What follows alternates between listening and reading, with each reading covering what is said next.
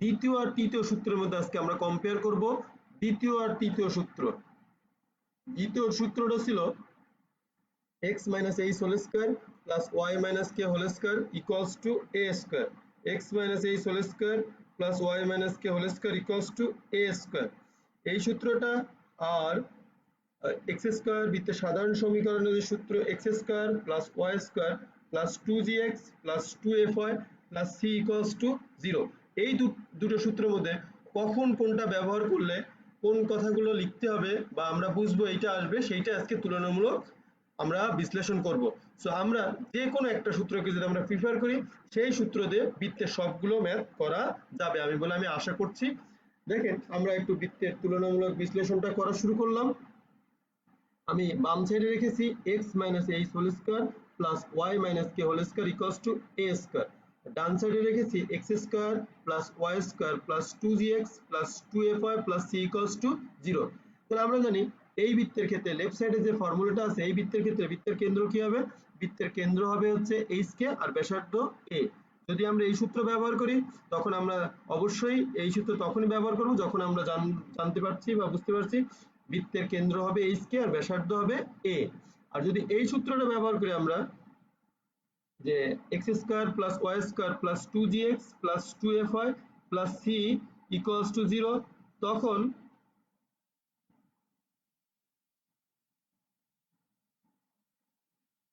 তখন আমাদের বৃত্তের কেন্দ্র হবে মাইনাস জি মাইনাস এ আর ব্যাসার্ধ হবে a equals to root over g square plus f square minus c. আবার দেখেন এই সূত্রটা এই বাম সাইডে যে সূত্র আছে এটা যদি ব্যবহার করি কেন্দ্র y অক্ষের উপর যদি অবস্থিত হয়, এখানে এই সূত্রের কেন্দ্র যদি কোথায় হয় y অক্ষের উপর অবস্থিত হয় তাহলে আমরা জানবো এখানে h ইকুয়ালস টু কি হবে 0 হবে। এই বৃত্তের ক্ষেত্রে h এর ক্ষেত্রে h এর ভ্যালুটা কত হবে 0 হবে। আবার এই সূত্রের ক্ষেত্রে যদি মাইনাস জি ইকুয়াল টু 0 হয় অথবা জি ইকুয়ালস টু 0 হয় তাহলে কেন্দ্র কই হবে y অক্ষের উপর অবস্থিত হবে। আবার আমি একটু এই দুটো কম্পেয়ার করতেছি।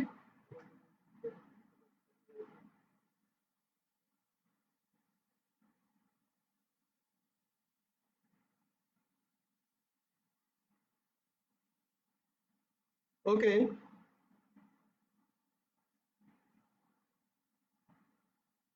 যে আমি আমার কানেকশন সঠিক করতে পেরেছি, থ্যাংক ইউ আপনাদের। আমি একটু টেকনিক্যাল প্রবলেম ছিলাম, এখন ওকে আমি পেয়েছি। আমার সাথে যারা আছেন তাদের সবাইকে আমি বলবো খাতা কলম নিয়ে বসতে। এই সূত্রটা আমরা এই কম্পেয়ারটা শিখে যে কোনো একটা ফর্মুলা আমরা বেছে নেব, সেই ফর্মুলা দিয়ে এই চ্যাপ্টারের সব অঙ্ক ম্যাথগুলো সলভ করতে পারবো। তাহলে যদি আমরা x minus h whole square plus y minus k whole square equals to a square ব্যবহার করি, তখন যদি আমরা বলি যে কেন্দ্র y অক্ষের উপর আছে, অঙ্কে যদি বলে কেন্দ্র y অক্ষের উপর আছে, তখন আমরা অবশ্যই h টাকে কি ধরবো 0 ধরবো। আবার যদি x square plus y square plus 2gx plus 2fy plus c equal to 0 হয়, তখন যদি g ইকুয়ালস টু 0 বলে যদি কেন্দ্র y অক্ষের উপর অবস্থিত, তখন আমরা এখানে g ইকুয়াল টু 0 ধরবো। আবার কেন্দ্র যদি এখন x অক্ষের উপর অবস্থিত হয়, কেন্দ্র যদি কোথায় হয় x অক্ষের উপর অবস্থিত হয়, তাহলে এখানে এই বৃত্তের কেন্দ্র h এর জায়গায় k কি হবে 0 হবে। আবার এইটার ক্ষেত্রে আসেন, কেন্দ্র যদি x অক্ষের উপর অবস্থিত, এই সূত্রের জন্য কোন সূত্র x square plus y square plus 2gx plus 2fy plus c equal to 0, তখন মাইনাস f বা f ইকুয়ালস টু 0, তাহলে কেন্দ্র কোথায় থাকবে x অক্ষের উপরে অবস্থিত হবে। দেখেন আপনাকে এখানে একটা ম্যাথ বলছে এমন একটা বৃত্তের সমীকরণ নির্ণয় করো যার কেন্দ্র x অক্ষের উপর অবস্থিত আছে। আপনি মনে করেন বলছেন স্যার আমি এই সূত্র ব্যবহার করব, ধরি বৃত্তের কেন্দ্র h কে ব্যাসার্ধ a, সুতরাং নির্ণয় বৃত্তের সমীকরণ x minus h whole square plus y minus k whole square equals to a square। তখন অবশ্যই যেহেতু কেন্দ্র x অক্ষের উপর অবস্থিত, তো আপনি h k এর ওখানে k এর জায়গায় 0 ধরবেন। আবার সিমিলারলি যদি না স্যার আমি এই সূত্র ব্যবহার করব, আমি ওইটাই ব্যবহার করব না, তখন আপনি এটা লিখতে পারেন x স্কয়ার, মনে করি বৃত্তের সমীকরণ, let the equation of circle x square plus y square plus 2gx plus 2fy plus c equals to 0, তখন আপনি লিখতে পারেন যেহেতু কেন্দ্র x অক্ষের উপর অবস্থিত অবশ্যই f টা কি হবে 0 হবে। আবার আমরা যদি বলি বৃত্তটি x অক্ষকে স্পর্শ করে, x অক্ষের উপরে না, এখন কি x অক্ষকে স্পর্শ করছে, x অক্ষকে স্পর্শ করছে, যদি আমরা দেখি x অক্ষকে যদি স্পর্শ করে, দেখেন এই সূত্রের ক্ষেত্রে যদি আমরা লিখি বৃত্তের সমীকরণ x - h whole square plus y - k whole square equals to a square, এবং বলে দেওয়া আছে অঙ্কের প্রশ্নে যে বৃত্তটি x অক্ষকে স্পর্শ করে। যেহেতু x অক্ষকে স্পর্শ করে, অবশ্যই a এখানটি কি হয়ে যাবে, a হয়ে যাবে এখানে ব্যাসার্ধ, তার মানে a ব্যাসার্ধ সমান আমরা k লিখতে পারি, বা এর জায়গায় আমি k লিখতে পারি। সিমিলারলি যদি আমরা এই সূত্রটা ইউজ করি, if you use this formula then we have g square equals two c। এগুলো আমরা গতদিন আমি আপনাদের কিভাবে এগুলো প্রুভ হয় আমরা দেখাইছি। সুতরাং আজকে জাস্ট আমরা কম্পেয়ার করলাম। এখন আপনি বলতে পারেন স্যার আমি কোন সূত্র ব্যবহার করব, আপনার যেটা ভালো লাগবে। লেফট সাইডে যদি x - h whole square plus y - k whole square equals to a square এই ফর্মুলা ভালো লাগে, এই ফর্মুলার কোন কোন ম্যাথে যে মিনিমাম প্রতিটা বৃত্তের ম্যাথে 3টা কন্ডিশন থাকবে, অ্যাটলিস্ট 3 কন্ডিশন থাকলেই বৃত্তের ম্যাথগুলো সলভ করা যাবে। সেই 3 কন্ডিশনের মধ্যে এই কন্ডিশন বলে, যেমন এইটা একটা কন্ডিশন যে কি যদি বৃত্তের কেন্দ্র h কে হয়, ব্যাসার্ধ যদি a হয়, তাহলে বৃত্তের সমীকরণ x - h whole square plus y - k whole square equals to a square. আবার যদি বলে যে কেন্দ্র y অক্ষের উপর অবস্থিত, আপনি যদি এই সূত্র ব্যবহার করেন তখন আপনি লিখবেন h ইকুয়ালস টু 0, বৃত্তের কেন্দ্রে h টা থাকবে না, থাকবে 0 কে, বৃত্তের কেন্দ্র তখন ধরবেন 0 কে। আবার যদি বলে কেন্দ্র x অক্ষের উপর অবস্থিত, তখন আপনি দেখবেন k এর পার্টটাকে 0 ধরবেন, k ইকুয়ালস টু 0। আর যদি বলা হয় x অক্ষকে স্পর্শ করে, x অক্ষকে যদি স্পর্শ করে, এই সূত্র যদি আপনি ব্যবহার করতে চান, তাহলে আপনাকে অবশ্যই লিখতে হবে ব্যাসার্ধের যে মানটা সেটা অবশ্যই কেন্দ্রের h k এর যে কেন্দ্র, কেন্দ্রের k এর মান যা হবে ব্যাসার্ধ তাই হবে। আর একইভাবে যদি আমরা যারা পরে এসে জয়েন করলেন, আমি জাস্ট একটু রিভিউ করছি। যদি x square plus y square plus 2gx plus 2fy plus c equals to 0 এই সূত্রটা যদি আমরা ব্যবহার করি, এইখানে কন্ডিশনগুলো কেমন হবে? অবশ্যই এই সূত্র ব্যবহার করলে আপনাকে কেন্দ্র সবসময় মনে রাখতে হবে, কেন্দ্র কি -g - f, আর ব্যাসার্ধ কি √g square plus f square minus c। এখন যদি বলে একটা অঙ্ক দিয়ে আপনি এই সূত্র ধরেছেন, এখন বলছে যে কেন্দ্র y অক্ষের উপর অবস্থিত, যেহেতু বলেছে কেন্দ্র y অক্ষের উপর অবস্থিত, এই ক্ষেত্রে আপনি বলবেন তাহলে g কি হবে, 0 হবে। অথবা যদি বলে কেন্দ্র x অক্ষের উপর অবস্থিত, এই সূত্রের জন্য আপনি তাহলে এই সূত্রের জন্য আপনি বলবেন f ইকুয়ালস টু 0। আর যদি বলে বৃত্তটি x অক্ষকে স্পর্শ করে, তাহলে এই সূত্র যদি আপনি ব্যবহার করে থাকেন, তাহলে অবশ্যই লিখবেন g square equals two c। আমরা আজকে বৃত্তের সূত্র তুলনামূলক বিশ্লেষণ পড়াচ্ছি আপনাকে। অবশ্যই এটা একটা গুরুত্বপূর্ণ টপিকস। আমি যতদূর জানি কোনো বইতে এইভাবে আপনাকে স্পেসিফিক ভাবে বলে না। আমিও যখন পড়াশোনা করেছি বা এখন আমি যখন আপনাদের পড়াই, তখন আমি চেষ্টা করি এই প্রশ্নটা মাথায় আসে, স্যার কখন কোন ফর্মুলা ইউজ করবো। তো এটার কোনো কথা না, আপনি যে কোনো ফর্মুলা ইউজ করতে পারেন, সেই ফর্মুলার জন্য স্পেসিফিক কন্ডিশন গুলো আমি আপনাদের দেওয়ার চেষ্টা করছি। তো আমরা যদি পরের পেজে চলে গেলাম, আবার যদি বৃত্তটি y অক্ষকে স্পর্শ করে, তাহলে এখানে ব্যাসার্ধ কি হবে, h হবে। কোন সূত্রের জন্য? যদি আমি প্রথমে লিখি বৃত্তের সমীকরণ x - h whole square plus y - k whole square equals to a square, এই সূত্র লিখলে যদি কোশ্চেনে দেওয়া থাকে বৃত্তটি y অক্ষকে স্পর্শ করে, তাহলে আমি চোখ বন্ধ করে লিখবো ব্যাসার্ধ, that means radius, radius equals to কি হবে, h হবে। আবার যদি না স্যার আমি এই ফর্মুলা ব্যবহার করব না, আমার এই ফর্মুলা ব্যবহার করতে ভালো লাগে, কোনটা? আমি এই ফর্মুলা ব্যবহার করব sir x square plus y square plus 2gx plus 2fy plus c। তখন আপনি যদি প্রশ্নে দেওয়া থাকে বৃত্তটি y অক্ষকে স্পর্শ করে, তখন আপনি লিখবেন f square equals two c, এবং যে সূত্র আপনার পছন্দ হবে সেই সূত্র অনুযায়ী আপনি কন্ডিশন গুলো দিলে ইনশাআল্লাহ আপনার উচ্চতর গণিত বৃত্তের যে অধ্যায় যে ম্যাথ গুলো আছে সবগুলো ইনশাআল্লাহ সলভ করতে পারবেন। আমরা আজকে খুব সুন্দর সুন্দর টপিকস বলবো, বুঝানোর টপিকস। আজকে এই বুঝানোর টপিকসে আমি আশা করি আপনারা যারা আমার সাথে এখন আছেন, তারা অবশ্যই ক্লাসটা থেকে শিখতে পারবেন কি করে বৃত্তের যে কোনো এমসিকিউ আপনি সলভ করতে পারবেন খুব ইজিলি, যেহেতু ফিগার আপনি ড্র করতে পারবেন। এই টপিকস গুলো আপনি কোথায় কোথায় প্রবলেম এটা বুঝতে পারতেছেন, এই জন্য। ওকে,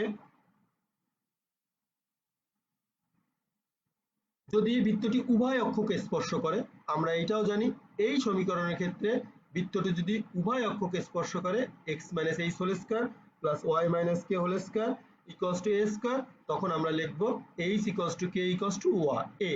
গত লেকচারে মানে বৃত্তের লেকচার 2 নম্বরে আমরা এই ধরনের একটা ম্যাথ করেছি। আমি বৃত্তের উপর টোটাল 4টা লেকচার দিব ইনশাআল্লাহ। 4টা লেকচার কমপ্লিট হয়ে যাওয়ার পরে আপনারা বৃত্তে কারো কোনো প্রশ্ন থাকবে না ইনশাআল্লাহ, এবং আপনারা সবাই সকল ধরনের প্রশ্নের উত্তর দিতে পারবেন। যারা আজকের নতুন জয়েন করেছেন এখানে, তারা আমার প্রিভিয়াস 2টা লেকচার আছে, লেকচার 1 লেকচার 2 উইলসের ফেসবুক পেজে দেয়া আছে, আপনারা অবশ্যই ওখান থেকে দেখে নেবেন। দেখলে ইনশাআল্লাহ সিকোয়েন্সটা মেনটেন থাকবে, আপনাদের কোনো সমস্যা হবে না।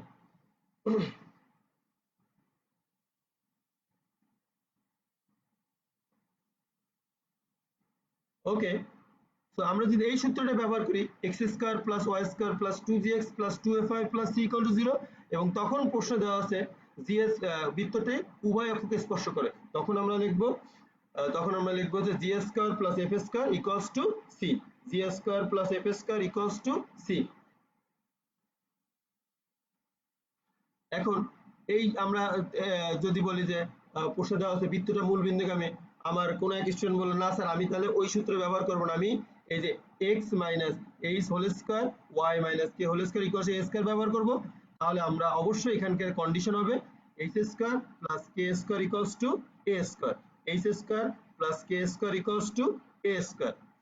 আবার যদি আমি এইটা ব্যবহার করি, এইটা আমরা গত লেকচারে দেখে আসছি, সি যদি 0 হয় তাহলে বৃত্তটা মূল বিন্দুগামী হবে। মূল বিন্দুগামী বৃত্তের সমীকরণ এইটা যদি আমি ব্যবহার করি, তখন আমি লিখতে পারি x square plus y square plus 2gx plus 2fy equals to 0 হবে, সি তখন 0 হয়ে যাবে। আরেকটা এইটা আমরা এই সূত্রের আমরা জানি, আমি টোটাল এই বৃত্তের যে কটা সূত্র লাগে সবগুলো সূত্রকে আমি কম্পেয়ার করে দেখানোর চেষ্টা করছি। আপনার যদি কারো কোনো প্রশ্ন থাকে অবশ্যই কমেন্টস করতে পারেন, এবং আমি চেষ্টা করব আপনাকে বুঝিয়ে দেওয়ার জন্য। আর আমি অবশ্যই ইংলিশে এটা ট্রান্সলেট করার চেষ্টা করছি। এক্স অক্ষের খণ্ডিত অংশের দৈর্ঘ্য intercepted part of x axis, এইটার ক্ষেত্রে যদি আমি x minus h whole square plus y minus k whole square equals to a square এই ফর্মুলাটা ইউজ করি, তখন আমাকে লিখতে হবে 2 root over a square minus k square. এটার ক্ষেত্রে তো আমরা জানি এই সূত্র, যেমন বিচ্ছেদের সাধারণ সমীকরণ, এখানে আমরা জানি 2 root over g square minus 2 root over g square minus c, 2 root over g square minus c. আপনারা আপনাদের যারা ফার্স্ট ইয়ার আছেন উইলস রিফার স্কুল অ্যান্ড কলেজের, যারা ফার্স্ট ইয়ার থেকে সেকেন্ড ইয়ার উঠতে যাচ্ছেন, জাস্ট তারা তাদের বন্ধুদের এই লেকচারটা শেয়ার করবেন, তারাও দেখবে। আশা করি আমরা সবাই আজকে লেকচারটা খাতা কলম নিয়ে এবং আমার সাথে থেকে আপনারা অ্যাটেন্ড করবেন বা যুক্ত থাকবেন আমার সাথে। সো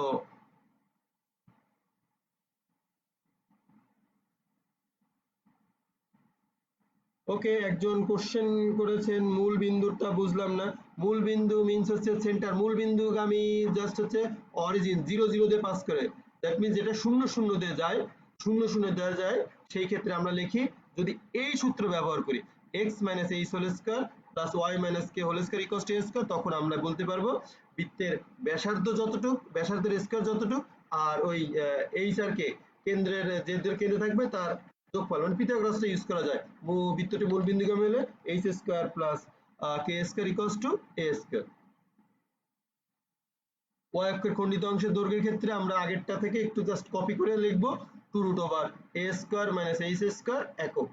আর এটার ক্ষেত্রে আমরা জানি এই বৃত্তের এই সমীকরণ যদি ব্যবহার করি, তাহলে আমরা লিখতে পারি 2 root over f square minus c,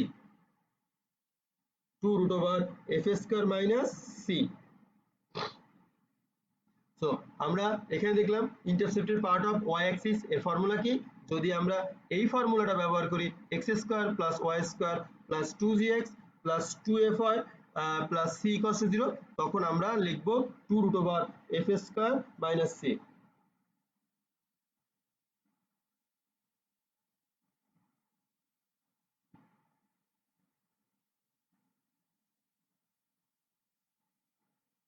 এখন আমি একটু জাস্ট, আমরা অনেক সময় আমার মনে হয় স্যার এই যে যখন আমরা ধরি বৃত্তের কেন্দ্র এইচ কে, তখন আমরা এইরকম একটা ফিগার আঁকি, দেখেন ফিগারটা আমি একটু, এই যে সি এইচ কে, এটা তো পজিটিভ, এইচটাও পজিটিভ, কেটাও পজিটিভ, তার মানে এটা কি প্রথম চতুর্ভাগে থাকে।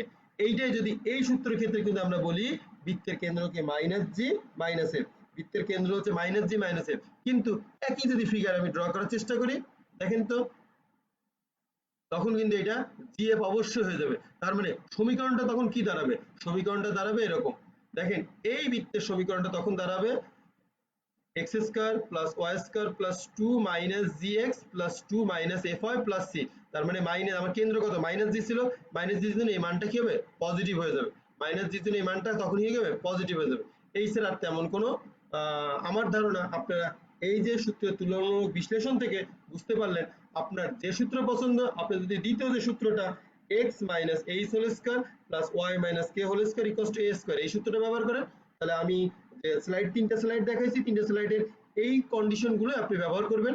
আর যদি না স্যার আমি, আমার কাছে খুব সহজ এইটা, x square plus y square plus 2gx plus 2fy plus c equals to 0, তখন আপনি এই রাইট সাইডে যে ফর্মুলাগুলো আমি দেখিয়েছি, যে কন্ডিশনগুলো, এটা ব্যবহার করবেন। আমি আমি আশা করতে পারি আপনাদের এখানে কোনো কনফিউশন নাই। যে আপনারা কারো যদি কোনো প্রশ্ন থাকে তাহলে করতে পারেন।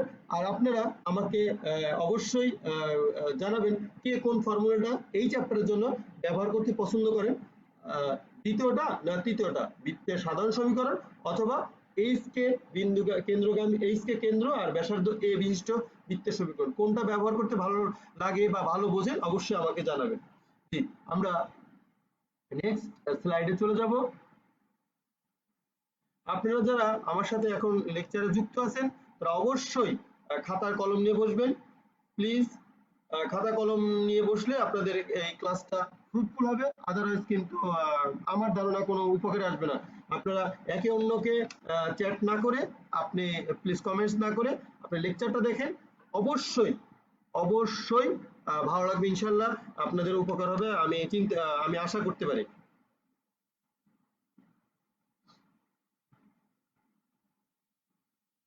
আমরা এখন দেখব বৃত্তের সাপেক্ষে কোন বিন্দুর অবস্থান কি করে নির্ণয় করতে। এটা একবার এমসিকিউ, যারা আমি আবার বলেছি, যারা এবার এইচএসসি পরীক্ষা দিবেন তারা এই বৃত্তের পুরো, আপনারা তো অবশ্যই কমপ্লিট হয়ে গেছে, না কমপ্লিট হলে তার পরীক্ষা দিতে আসতেন না, সো আপনারা এমসিকিউ গুলো, বেসিক গুলো অবশ্যই ক্লিয়ার করে নেবেন। আর যারা এখন সেকেন্ড ইয়ারে আছেন তাদের তো এটা মিড টার্মে আসেই বলছে, সো তারা তো অবশ্যই এখান থেকে শিখবেন, কারণ আমরা ক্লাস শুরু হলে অবশ্যই এই চ্যাপ্টার নিয়ে কথা বলবো না।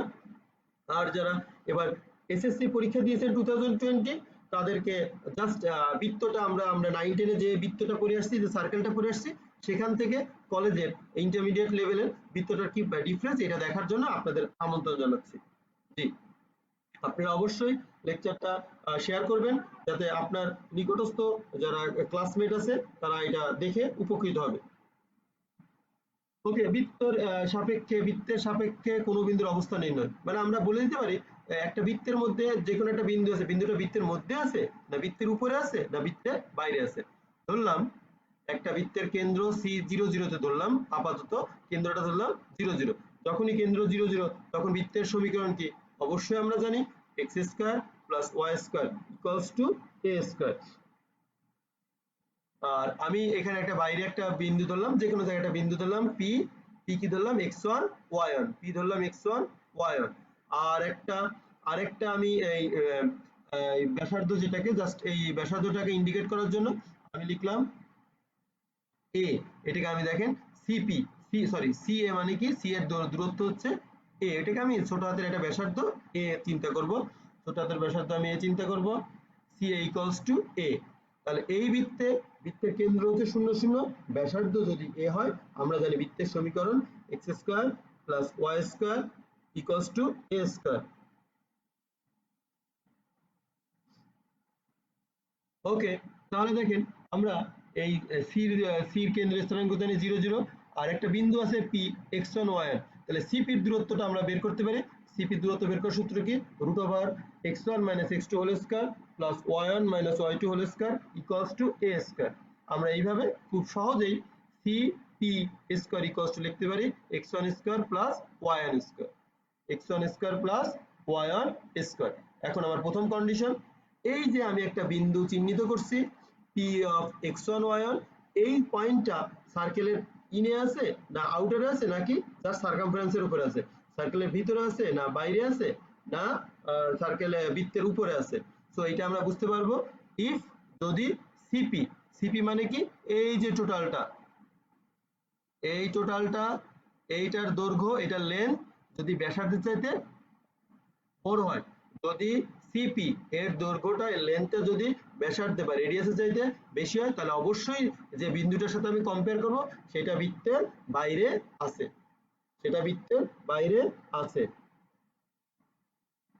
আর পরবর্তীতে যদি, আর যদি সিপির দৈর্ঘ্যটা ব্যাসার্ধের চাইতে কম হয়, ব্যাসার্ধের চাইতে যদি কম হয়, তাহলে ভিতরে আছে। পি অফ x1 y1 বিন্দুটি বৃত্তের ভিতরে অবস্থিত হলে CP less than, CP less than CA হবে। আমরা এর সাথে সাথে এই চ্যাপ্টার, এই স্লাইডটার পরে আমরা কিছু কাজ করব, দেখবো আপনারা কেমন পারেন। এই জন্য স্লাইডটা একটু খেয়াল করবেন, ভালো করে খেয়াল করবেন। আমি অবশ্যই আপনারা পারবেন ইনশাআল্লাহ। যে পি অফ x1 y1 বিন্দুটি বৃত্তের উপরে অবস্থিত হলে, যদি উপরে অবস্থিত হয়, তাহলে এই যে সিপির যে দৈর্ঘ্যটা আছে, লেন্থ আছে, সেটা অবশ্যই রেডিয়াস বা ব্যাসার্ধের সমান হবে। রেডিয়াস বা ব্যাসার্ধের কি হবে? সমান হবে। স্যার এটা তো আপনি বৃত্তের যে কেন্দ্র 0 0 ব্যাসার্ধ এ দৃশ্য বৃত্তের ক্ষেত্রে বললেন, কিন্তু বৃত্তের যে সাধারণ সমীকরণ ব্যবহার করেন তখন কেমন হবে? আসেন সেটা আমরা একটু চেক করি। পি অফ x1 বিন্দুটি বৃত্তের বাইরে অবস্থিত হলে, তাহলে দেখেন এই যে x1 y1 বৃত্তের যে সাধারণ সমীকরণ আছে x square plus y square plus 2gx plus 2fy plus c greater than 0 হবে। তার মানে এখানে x1 y1 এর মানটা যদি বসাই দেই, তাহলে সেটাও যদি অবশ্যই 0 এর চেয়ে বড় হয়, তাহলে ওই বৃত্তের সমীকরণের ক্ষেত্রে বিন্দুটা কোথায় থাকবে? বাইরে থাকবে, বিন্দুটা বাইরে থাকবে। আর যদি লেস দেন 0 হয়, তাহলে ভিতরে থাকবে। দেখেন পি অফ x1 বিন্দুটি বৃত্তের ভিতরে অবস্থিত হলে, তাহলে ওই যে বৃত্তের যে সাধারণ সমীকরণ আছে, ওইখানে x1 y1 এর মানটা যদি বসায়, তাহলে ক্যালকুলেশন করে অবশ্যই নেগেটিভ আসবে, মানে 0 থেকে ছোট আসবে। যেহেতু ছোট আসবে, তখন আমরা বলতে পারবো এটা ভিতরে আছে। আর যদি 0 হয়ে যায়, equals to just 0, x1 square plus y1 square plus 2gx1 plus 2fy1 plus c equals to 0, তাহলে বৃত্তের উপরে অবস্থিত হবে। আমরা এখন দেখব আপনারা কতটুকু লেকচারটা খেয়াল করলেন। এখন আপনাদের কাজ শুরু হবে। আপনারা অবশ্যই খাতা কলম নিয়ে প্লিজ জয়েন করেন। আমরা দেখব আপনারা এই টপিকসটুকু কতটুকু বুঝেছেন। যে আমি শীট পেজটা চেঞ্জ করছি।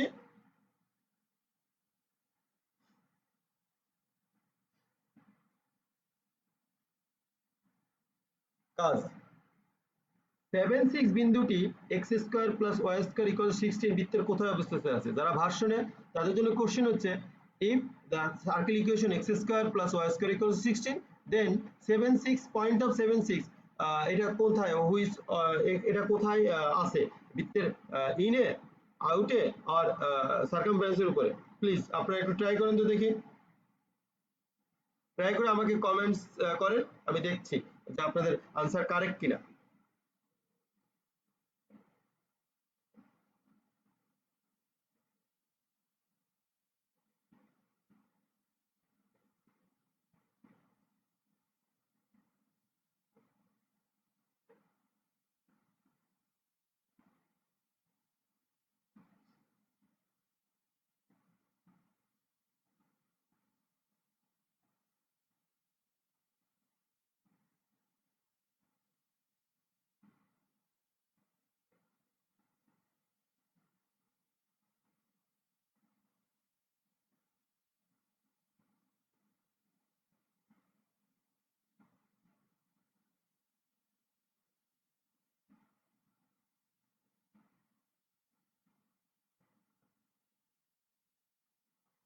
ওকে, আমার ধারণা আপনারা করে ফেলেছেন। তো আমি একটু ট্রাই করি। দেখেন আমাকে তাহলে কি করতে হবে, 7 আর 6 যে পয়েন্টটা আছে, পয়েন্টটা আমি এখানে পুট করলাম। 7 square plus 6 square, 7 square plus 6 square equals two কত হবে? 85। 85 কি? এই যে রেডিয়াস, যেটা ব্যাসার্ধ, ব্যাসার্ধের সাথে কি বড়, তাহলে কোথায় আছে? অবশ্যই বৃত্তের বাইরে আছে। তো বিন্দুটা কোথায় আছে? বৃত্তের বাইরে অবস্থিত। 7 6 বিন্দুটা x square plus y square equal 16 বৃত্তের বাইরে অবস্থিত। তো আমার ধারণা আপনারা করেছেন। তো নেক্সট আমরা আরেকটা ম্যাথ করব, যেখানে বৃত্তের সাধারণ সমীকরণ ব্যবহার করা হয়েছে x square plus y square minus 2x minus 3y। হ্যাঁ আলবিরা থ্যাংক ইউ আপনাকে, সে বাইরে বলছে। Okay thank you. এবার আমরা 1 2 বিন্দুটি এই বৃত্তের কোথায় অবস্থিত এটা একটু ট্রাই করব।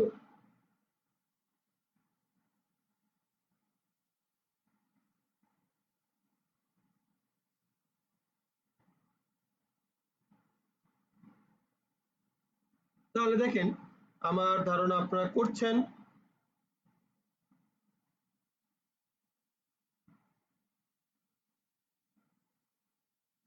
যে আমাদের এখানে কাজ কি তাহলে 1 আর 2 এইটাকে এই x এর জায়গায় 1 রিপ্লেস করব, y এর জায়গায় মানে রিপ্লেস করব এখানে y এর বদলে 2, আর এখানে সব জায়গায় যদি রিপ্লেস করি তো দেখেন ভ্যালুটা কেমন আসে।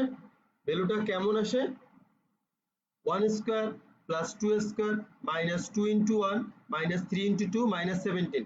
आंसर আসতেছে মাইনাস 20।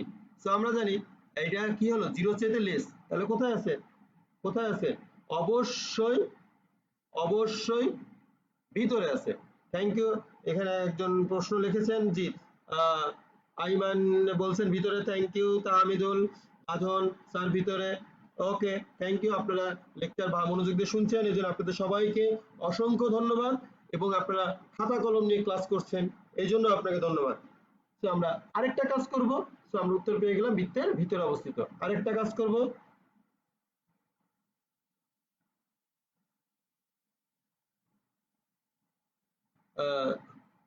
একজন কোশ্চেন করেছেন স্যার মাইনাস 2gx মাইনাস কেন দিলেন। মাইনাস দেয়নি, এটা হচ্ছে বৃত্তের সাধারণ সমীকরণ না, এটা হচ্ছে একটা অঙ্ক, ওরা এই ম্যাথটা দিয়ে দিছে, সেই ম্যাথে আমি জাস্ট x1 y1 এর ভ্যালু বসাইছি। এবার দেখেন 36 বিন্দুটি 36 বিন্দুটি x square plus y square equal to 4 to 5 বৃত্তের কোথায় অবস্থিত। আমি যতদূর মনে করছি আপনারা আমার আগেই করে ফেলছেন, আমার আগেই করে ফেলেছেন। যেহেতু স্যার একটা বৃত্তের বাইরে বলছেন একটা বৃত্তের ভিতরে, সো এমনি আইকিউ থেকে আপনি বলে দিতে পারেন স্যার এটা বৃত্তের উপরে হবে। আসলেই তাই, এটা বৃত্তের উপরে হবে 3 স্কয়ার। Okay thank you. হ্যাঁ অলরেডি একজন আনসার করেছেন 3 স্কয়ার প্লাস 6 স্কয়ার ইকুয়াল 45। এখানে আমি দেখতেছি যে কি এই যে 45 ব্যাসার্ধ, এখানে এইটা এই ব্যাসার্ধ আর এই ভ্যালু একই, সো উই ক্যান রাইট এটা বৃত্তের উপরে অবস্থিত। তো আমরা নেক্সট স্লাইডে চলে যাচ্ছি। দুটি বৃত্ত পরস্পরকে স্পর্শ করার শর্ত। আমরা জানি বৃত্ত স্পর্শ করা এক জিনিস আর ছেদ করা আলাদা জিনিস। আপনারা প্রায় যখন বলে স্পর্শ করা জাস্ট ওয়ান পয়েন্টে টাচ করা, ওয়ান পয়েন্টে টাচ করা, আর ইন্টারসেক্ট করা ছেদ করা মানে একটা বৃত্তের মধ্যে আরেকটা বৃত্ত ঢুকে যাওয়া। সো আমরা এখানে করতেছি জাস্ট টাচ, যে একটা বৃত্ত আরেকটা বৃত্তকে কিভাবে টাচ করে। আমরা জানি দুইটা ওয়েতে টাচ করে, দুইটা ওয়েতে টাচ করে। কিভাবে আসেন, ধরি let the two equations two circles center c1 c2 and radius a1 a2 respectively। ধরি বৃত্ত দুটি কেন্দ্র যথাক্রমে c1 c2 আর ব্যাসার্ধ a1 a2।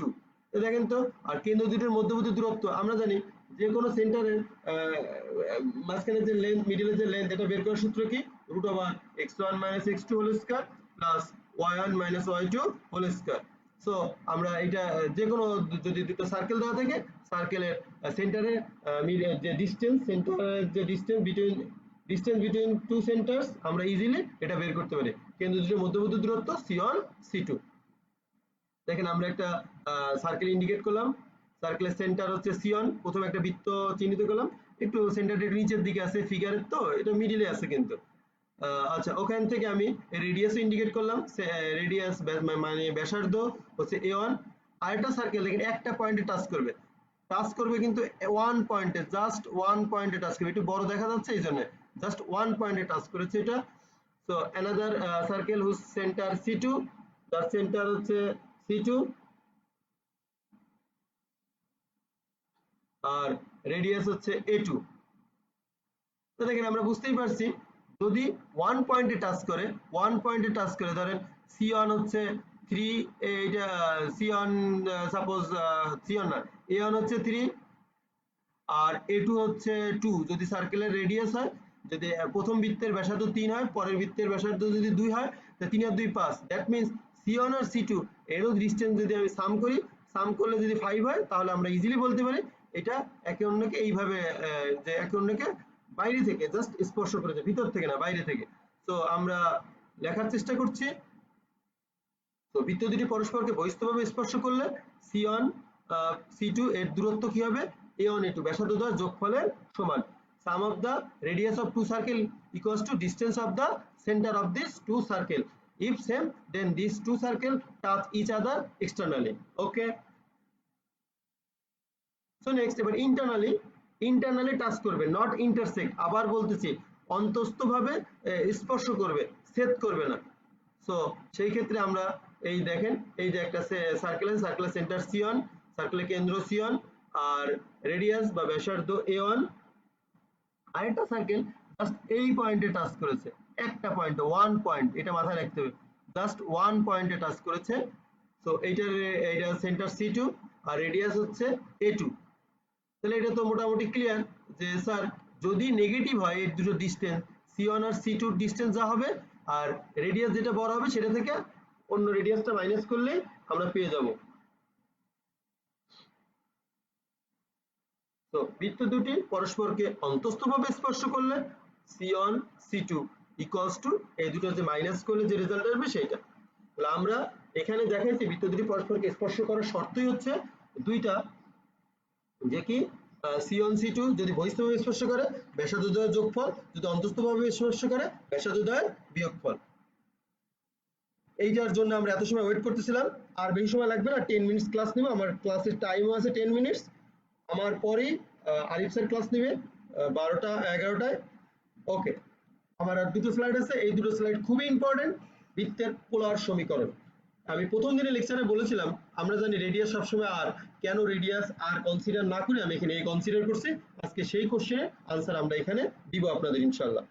জি, আমরা পোলার আর কার্তেশীয় স্থানাঙ্ক ব্যবস্থাটা একটু মনে করে আসি। যেহেতু আমাদের ফার্স্ট ইয়ারেই আমরা সরলরেখা করে ফেলেছি, তো সরলরেখার ক্ষেত্রে আমরা অবশ্যই জানি যে স্থানাঙ্ক ব্যবস্থায় কার্তেশীয় স্থানাঙ্ক একটা আর পোলার স্থানাঙ্ক আরেকটা, জাস্ট এইটা একটু ভিউতে চেঞ্জ আছে, মানে দেখার চেঞ্জ, এই ছাড়া তেমন কোনো চেঞ্জ নেই। আসেন আমরা একটু করি।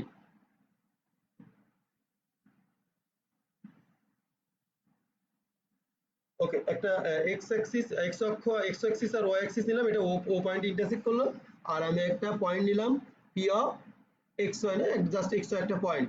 সো আমরা এটা কার্তেশীয় স্থানাঙ্ক ব্যবস্থায় লিখি এক্স ওয়াই, তার মানে এইটার ডিস্টেন্স জাস্ট এইভাবে যদি আমরা লিখি, এইটুকের ডিস্টেন্স হচ্ছে এক্স আর এইটার ডিস্টেন্স হচ্ছে ওয়াই। তো আমরা এটা এবার পোলারে এই জিনিসটাকে আমি পোলারে জাস্ট কনভার্ট করব। পোলারে কনভার্ট করতে গেলে আমরা জানি কার্তেশীয় স্থানাঙ্ক যদি এক্স ওয়াই থাকে, পোলারে সেটা থাকে কি আর কমা থিটা। আর হচ্ছে এই যে হাইপোটেনাসটা বলা হয় এই যে অতিভুজ, ওইটাই আমরা করব। তার সাথে দেখি আমরা একটু। ওকে, এখানেও যদি আমি এক্স এইটা বললাম, জাস্ট হচ্ছে একটা পয়েন্ট, একই পয়েন্ট, ওই পয়েন্টটাকে আমরা এখানে ইন্ডিকেট করব আর থিটা দিয়ে। সো এই যে এইটা হচ্ছে r, this is r, that means distance O থেকে এইটা ডিস্টেন্স, আর এখানে যে অ্যাঙ্গেলটা প্রডিউস হবে এইটা থিটা। তার মানে দেখেন আলটিমেটলি এই ইকুয়েশনটাই, কিন্তু এই ইকুয়েশনটাই শুধু এখানে কি লিখি আমরা আর থিটা, আরটা হচ্ছে এর ডিস্টেন্স আর থিটাটা হচ্ছে এখানে যে অ্যাঙ্গেলটা প্রডিউস করলো সেইটা। তো আমরা কার্তেশীয় স্থানাঙ্ক ব্যবস্থায় x, y লিখি, পোলার স্থানাঙ্ক ব্যবস্থায় লিখি r, থিটা। আমরা জানি এই দুটোর মধ্যে যদি আমরা পিথাগোরাস ইউজ করি বা ত্রিকোণমিতির ফর্মুলা ইউজ করি তাহলে আমরা পেয়ে যাই x = r cos থিটা, কার্তেশীয় পোলার স্থানাঙ্কের মধ্যে সম্পর্ক, y = r sin থিটা। এগুলো আমরা অবশ্যই আমরা এটাকে স্ট্রেট লাইনে মানে সরলরেখা করে আসছি। ওকে, এখন দেখেন বৃত্তের কেন্দ্র যদি 0 0 হয়, এবার আমি পোলারের সাথে আমি বৃত্তটাকে কনভার্ট করব। বৃত্তের কেন্দ্র যদি 0 0 হয়, ব্যাসার্ধ হয়, বৃত্তের সমীকরণ কি x² + y² = a²। তাহলে আমি x এর এই মানটা বসাই দেই, x এর ভ্যালুটা, replace the value of x r cos θ and r sin θ, y = r sin θ। যদি আমরা এখানে পুট করি তো দেখেন r cos θ² + r sin θ² = a²। আমি যে r² টা কমন নেই, cos² θ + sin² θ = a²। আর আমরা জানি we know cos² θ + sin² θ = 1। cos square theta plus sin square theta equals to 1। যদি 1 হয় তাহলে দেখেন আমরা এখান থেকে পেলাম কি r square equals to a square, r equals to a। তাহলে দেখেন আমরা বৃত্তের সমীকরণ ছিল কেন্দ্র কেন্দ্র কেন্দ্র যদি 0 0 আর ব্যাসার্ধ যদি a হয়, তাহলে বৃত্তের সমীকরণ কার্তেশীয় স্থানাঙ্ক ব্যবস্থায় ছিল x square plus y square equals to a square, আর পোলারে যায় সেই সমীকরণটা হয়ে গেল কি r equals to a, r equals to a। এটা হচ্ছে এখানে ব্যাসার্ধ, দেখেন এটা এইটা a তো এইখান থেকে পেলাম, আর rটা কি, rটা মানে ওই যে r equal to root over x square plus y square ছিল, জাস্ট এই জিনিসটা। এখন দেখি আমরা একটা অঙ্ক করব এইখান থেকে, অঙ্কটা পারি কিনা। এত বৃত্তের পোলার সমীকরণ নির্ণয় করো। তাহলে আমি একই জানি যে r cos θ আর sin θ বসাই দিয়ে দেখি কি অবস্থা হয়। দেখেন r cos θ whole square plus r sin θ whole square minus 10 just বসাই দিলাম, জাস্ট ক্যালকুলেশন করলাম r স্কয়ার, আর এই যে একই লাইনে যে r square cos square sin square 1, so r square minus এটা তো 1 হয়ে গেল minus 10r cos θ। So r equals to 10 cos θ, এটা r কমন নিলাম। সো এই বৃত্তের সমীকরণ, যে কোনো বৃত্তের সমীকরণকে আপনি পোলারে কনভার্ট করতে পারেন শুধুমাত্র এই দুটো টপিকস ইউজ করে, কি x equal to r cos θ, y equals to r sin θ। আমার ধারণা আপনাদের ভালো লাগছে। আরেকটা আমাদের এই যে 4.1 বৃত্তের যে কোনো বইতে বৃত্তের দুইটা সেকশন বা দুইটা অনুচ্ছেদ আছে, আমরা প্রথম অনুচ্ছেদের প্রায় শেষ পর্যায়ে চলে এসেছি। একটা ম্যাথ আমরা এটা কনফিউজ হয় আমাদের, এই কনফিউশনটা আমি আজকে দূর করতে চাচ্ছি আপনাদের। এটা লাস্ট স্লাইড আজকে আমাদের, ইনশাআল্লাহ আমাদের ক্লাস শেষ হয়ে যাবে আর 6 মিনিটস। Okay please. ওকে, একটি বৃত্ত ও একটি সরলরেখা অথবা বৃত্তের ছেদবিন্দু এরূপ বৃত্তের সমীকরণ আমরা জানি। এই সূত্রটা কেন হয়, আমার এইটা নিয়ে অবশ্যই এখনই আমারই প্রশ্ন আছে, আমি এই প্রশ্নের উত্তর আপনাদের মাধ্যমে আশা করছি। আপনারা এই কোশ্চেনটা করার পরে অবশ্যই আমি একটা এই বাড়ির কাজ দিব, এই কাজটা আপনারা উইলসের ফেসবুক পেজে স্ক্রিনশট নিয়ে খাতায় করে স্ক্রিনশটে পাঠিয়ে দিবেন। দেন আমি দুইভাবেই করে যাবো আপনাদের কাছ থেকে। যদি আপনারা দুইভাবে এই ম্যাথটা সলভ করতে পারেন, অবশ্যই আমি বুঝবো আমি আপনাদের বৃত্তের যে চ্যাপ্টারটাকে ক্লিয়ার করেছি। দেখেন এই সূত্রটা এখন আমি আপাতত জানি না, আমাকে একটা অঙ্ক নিলাম আমি। এমন একটি বৃত্তের সমীকরণ নির্ণয় করো যা মূল বিন্দুগামী, এমন একটি বৃত্তের সমীকরণ নির্ণয় করো যা সেন্টার দিয়ে যাবে এবং এই যে x square plus y square minus 4x minus 6y minus 7 equal to 0 এই সার্কেল আর এই সরলরেখার ছেদ বিন্দুতে যায়। দেখেন কন্ডিশন দুটো আমি কিন্তু লিখছি, যা মূল বিন্দুগামী, সেন্টার দিয়ে পাস করবে, 0 0 পয়েন্ট দিয়ে পাস করবে, আর কি এই সার্কেল আর এই স্ট্রেট লাইন যে পয়েন্ট ইন্টারসেক্ট করবে তার মধ্যে দিয়ে যাবে। এইটা আপনারা দুই ভাবে করতে পারেন, দেখি কেমন আপনি করতে পারেন কিনা আমরা একটু দেখছি। আমি এর ফিগারটা একটু আপনাদের কনফার্ম করব। দেখেন প্রথমে আমি এই যে x square plus y square minus 4x minus 6y minus 7 equal to 0 এর জন্য আমি এই সার্কেলটা ড্র করলাম, আর এই স্ট্রেট লাইনটা এই সরলরেখাটা যদি আমি এই ফিগারে ড্র করি, দেখেন কি পাবো, এরকম একটা পেতে পারি। তার মানে এই যে ইন্টারসেক্টিং পয়েন্ট এখানে একটা আছে, ইন্টারসেক্টিং পয়েন্ট এখানে একটা আছে। এখন আমাকে বলছে এমন একটা সার্কেল ড্র করতে হবে যা কোন দিয়ে যাবে, সেন্টার দিয়ে যাবে। তো নতুন যে সার্কেলটা আসবে সেটা এই পয়েন্ট দিয়ে যাবে, এরকম হতে পারে, এইরকম হতে পারে। আপনি যে দুইটা পয়েন্ট দিয়ে যদি মনে করেন না স্যার আমি এইভাবে পাস করাবো, এরকমও হতে পারে। দেখি আমরা যদি এরকম হওয়ার চেষ্টা করি,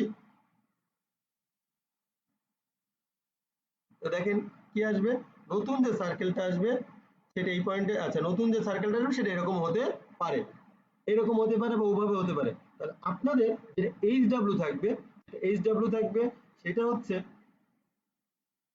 আপনারা এইটাকে এই ফর্মুলা বাদে করবেন একবার, এই ফর্মুলা বাদে একটা বৃত্ত একটা সরলরেখা, বৃত্তের ছেদ বিন্দু যে এর বৃত্তের সমীকরণ আমরা জানি, সার্কেলটাকে আমরা সি দ্বারা ইন্ডিকেট করেছি আর স্ট্রেট লাইনটাকে এল দিয়ে ইন্ডিকেট করেছি, আর সাথে কে একটা কনস্ট্যান্ট বা ধ্রুবক নিয়েছি। এইটা দিয়ে করলে হবে, এইটা দিয়ে বসায় 0 0 বিন্দুতে পাস করা দিলে আপনার ম্যাথটা হয়ে যাবে। কিন্তু আমি এইভাবে অঙ্কটা চাচ্ছি না, কারণ এইভাবে চাইলে তো আপনার ফর্মুলা মুখস্থ করলেন, কিন্তু এইটা কিভাবে আসে আপনি যদি এটা সলভ করার চেষ্টা করেন ইনশাআল্লাহ আপনারা পারবেন। আমি আরেকটু হেল্প করবো আপনাদের। দেখেন আমার যদি এই যে ইয়েলো যে কালারের বৃত্তটা আছে, তার মানে x square plus y square minus 4x minus 6y minus 7 equals to 0, এইটার থেকে দেখেন এই একটা পয়েন্ট আছে, এই একটা পয়েন্ট আছে, তার মানে কি আমি যদি এই সরলরেখাটাকে স্ট্রেট লাইনটাকে y বা x এর ভ্যালু যদি এখানে পুট করি, তাহলে আমি কিন্তু দুইটা পয়েন্ট পেয়ে যাব, মানে এই পয়েন্টটাও পাবো, এই পয়েন্টটাও পাবো। এইভাবেও করতে পারি। আর যদি মনে করেন না আমি ফর্মুলা দিই, আমি এটা আপনাদের কাছ থেকে আশা করছি আপনারা এটা আপনাদের আজকের এইচডব্লিউ, পুরো ক্লাসের এইচডব্লিউ, আপনারা এই ম্যাথটা সলভ করবেন। সলভ করে টু ওয়েতে দুই ভাবে করে আমাকে অবশ্যই উইলসের ফেসবুক পেজে আপনারা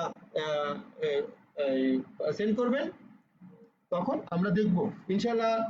আমি মনে করি আপনারা পারবেন। না পারলে অবশ্যই নেক্সট ক্লাসে, আমরা নেক্সট ক্লাস হচ্ছে সার্কেলের লাস্ট চ্যাপ্টারের, মানে সার্কেলের লাস্ট লাস্ট লেকচার, ওই লেকচারে ইনশাল্লাহ সার্কেল শেষ হয়ে যাবে। আর আমি আশা করতে পারি আজকে আমরা যা পড়ালাম, এই পড়ানোর মধ্যে আপনাদের অন্তত দুটো তিনটা কোশ্চেন আমি সলভ করার চেষ্টা করেছি। স্যার বৃত্তের বা সার্কেলের দুটো ফর্মুলা আছে, কোন ফর্মুলাটা আমি ইউজ করব, আমি যে কোনো ফর্মুলা ইউজ করতে পারবো। অবশ্যই তিনটা কন্ডিশন দেওয়া থাকবে ম্যাথে, সেই তিনটা কন্ডিশন, সেই যে ফর্মুলা ইউজ করবেন সেই ফর্মুলার ক্ষেত্রে তিনটা কন্ডিশনের জন্য তিনটা আলাদা আলাদা স্পেসিফিক ভাবে ফর্মুলা আছে। সো এই একটা প্রশ্ন উত্তর গেল। 2 নাম্বার কোশ্চেন ছিল যে বৃত্তের সাথে পোলারের কি সম্পর্ক, তা আমরা দেখিয়েছি। 3 নাম্বার কোশ্চেন ছিল এক বৃত্ত কিভাবে একটা বৃত্ত অন্য বৃত্তকে কিভাবে স্পর্শ করে, ছেদ না করে। ছেদ আমরা নেক্সট ক্লাসে ছেদটা করাবো। আমি আশা করি আপনাদের সবাই ক্লাসটা ভালো লেগেছে। তারপরে কারো যদি কোনো কোশ্চেন থাকে আমাকে করতে পারেন, আমি আপনাদের কোশ্চেনে আনসার দিব। এখন আমার পরেই ক্লাস নিয়ে আসবেন আরিফ স্যার।